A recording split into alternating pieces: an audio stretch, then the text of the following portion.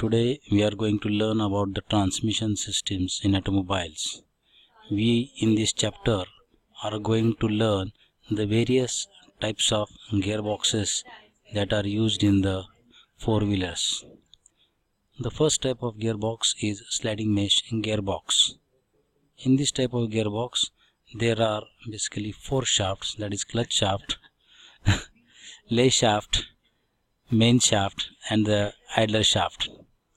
The spur gears are mounted on the clutch shaft, lay shaft and the spline shaft. The gear engagement is done by shifting the gears on the main shaft. In this case, as the gears are slided on the main shaft, the name implies sliding mesh gearbox. The gears used in this type are the sliding spur gears, and that's why while engaging and disengaging there is a lot of noise. And to overcome this, another type of gearbox is designed, that is called as constant mesh gearbox. In this type of gearbox, again we have got four shafts, viz, clutch shaft, lay shaft, reverse shaft and main shaft. In this case, instead of spur gears, helical gears are used, which increases the area of contact and thereby positive transmission of power. In this case, sliding docks are provided on the main shaft, which engages and disengages to engages the first gear, second gear, third gear or the top gear. All the gears on the lay shaft are rotating at same speed.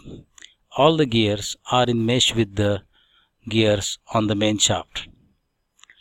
When we move the dog clutch on the right hand side, the power is transmitted from clutch gear to clutch lay shaft to lay gear, and from the second gear to the dog clutch to main shaft, and from there to the rear wheels. And similarly, the second gear and low gears are transmitted. When we have to apply the reverse gear, there is one idler shaft on which idler gear is mounted, and with the help of which the direction of rotation of gears or the gears is reversed. In this type of gears, as all the gears are in constant mesh with each other, the name implies constant mesh gearbox. The difference between the first and the second type is, in first case the gears are sliding, here they are in constant mesh. In first type the gears are spur type, here the gears are helical type. But then also, to engage or disengage, lot of power is required to slide the dog clutch. To overcome this difficulty, another type of gearbox was defined, and that is called as synchromesh gearbox. In synchromesh gearbox, again the basic construction is same as in the case of constant mesh gearbox. But in this case, prior to engaging and disengage, the driver and driven gears to be engaged are made to synchronize with the help of synchromesh device. That's the name has called synchromesh gearbox. In this figure, you can see the middle portion S1 or S2. They are the synchronizing devices.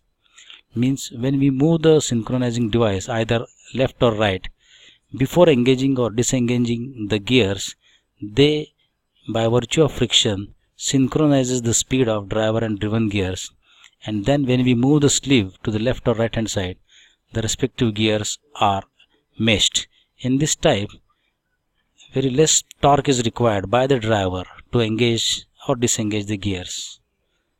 This is the latest version of the synchromesh gearbox.